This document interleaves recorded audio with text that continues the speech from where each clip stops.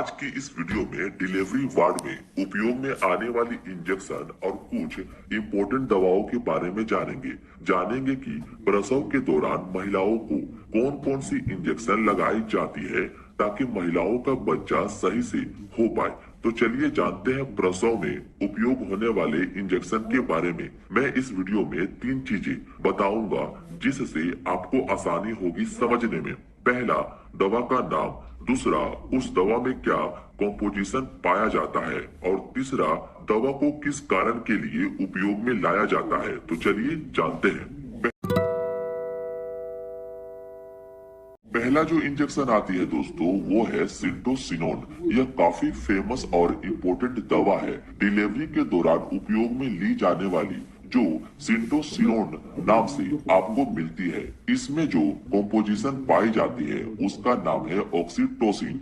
और यह ऑक्सीटोसिन दोस्तों हमारे ब्रेन के एक ग्लैंड से भी निकलती है जिसका नाम है हाइपोथैलेमस। और यह ऑक्सीटोसिन दोस्तों हमारे लाइफ में काफी इम्पोर्टेंट रोल निभाता है, जैसे रिप्रोडक्शन में, चाइल्ड बर्थ में इत्यादि। इसका इस्तेमाल दोस्तों यूट्रस कॉन्ट्रैक्शन में करते हैं, यानी कि यूट्रस के सिकुड़ने का काम करती है यह इंजेक्शन, ताकि लेबर पेन बढ़ सके और बच्चा बाहर इजिली आ पाए सिकुड़ने के कारण।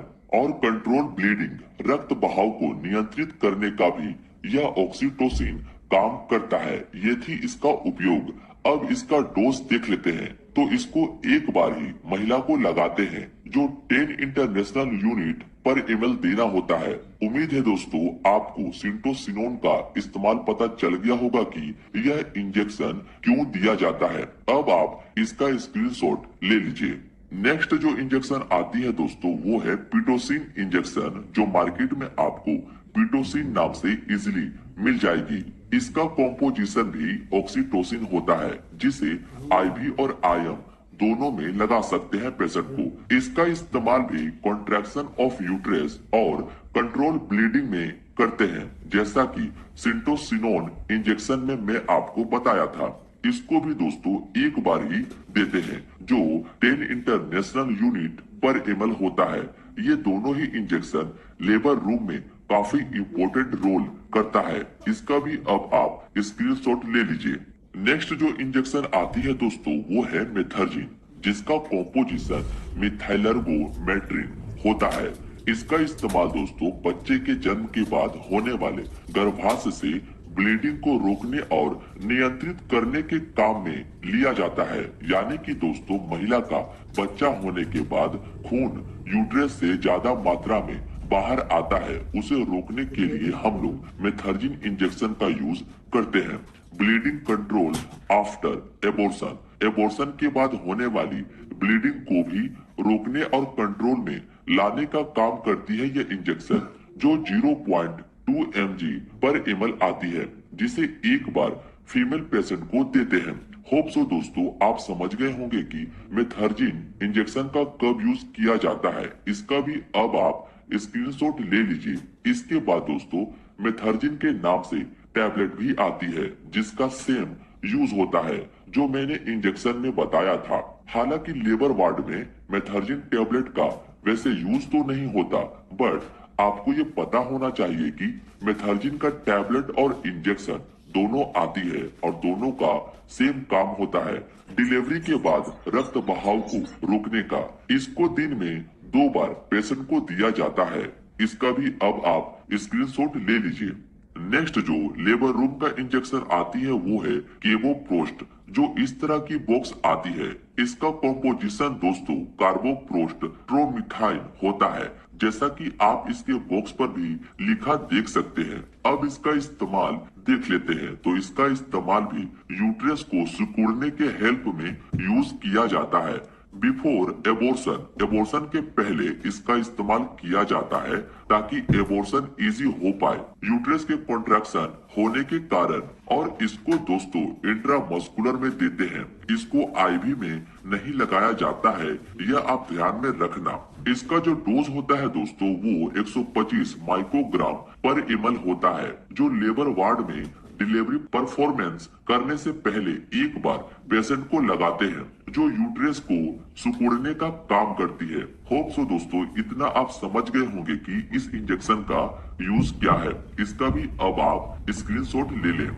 नेक्स्ट जो मेडिसिन आती है वो है सर्वी प्राइम, जो 0.5 mg का जेल होता है। जी हाँ दोस्तों, यह एक जेल होती है जिसका कॉम्पोजिशन डाइनोप्रोस्टोन होता है। आप जानते हैं इस जेल का काम क्या होता है, इसको इस्तेमाल क्यों करते हैं। तो यह जेल दोस्तों सर्विक्स डायलेशन का काम करती है, यानी कि नॉर्मल डिलीवरी कराने के दौरान इस जेल को महिला के सर्विक्स के माउथ में लगाते हैं, जिससे वो एरिया आसानी से खुल जाता है, उसमें फैलाव आ जाता है और बच्चा आसानी से बाहर निकल आता है।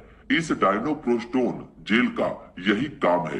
होप सो आप समझ गए होंगे कि इस जेल का इस्तेमाल क्या है, जैसा कि आप इस इमेज को भी देखकर समझ सकते हैं कि इस जेल का यूज क्या है। नेक्स्ट जो इंजेक्शन आती है दोस्तों वो आपको एपिटोसिन के नाम से मिल जाएगी, जो इस नाम से काफी फेमस दवा है, जिसका कॉम्पोजिशन वेल्थामेट ब्रोमाइड होता है। अब इसका इस्तेमाल देख लेते हैं। तो इसका मुख्य यूज सर्विक्स डायलेशन में किया जाता है।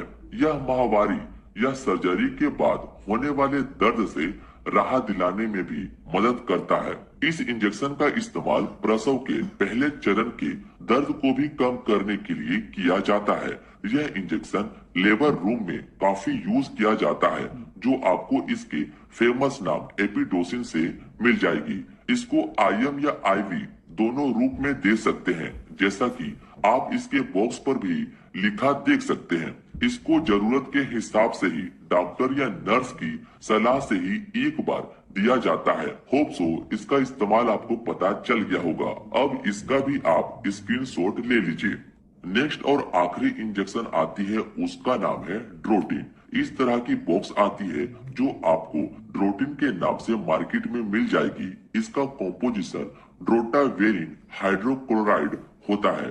देखो दोस्तों, ड्रोटावेरिन हाइड्रोक्लोराइड दर्द को रोकने का भी काम करती है।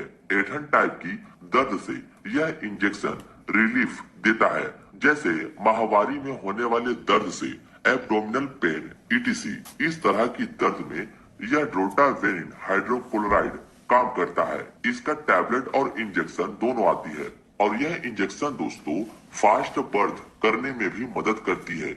इसी कारण ड्रोटिन इंजेक्शन का यूज लेबर वार्ड में किया जाता है। पेट दर्द जैसी समस्याओं में यह दवा काम तो करती है, पर इसके अलावा बच्चे को जल्दी जन्म करवाने में भी यह दवा काफी इम्पोर्टेंट रोल निभाता है, जिसे पेशेंट को वन टाइम ही देना होता है।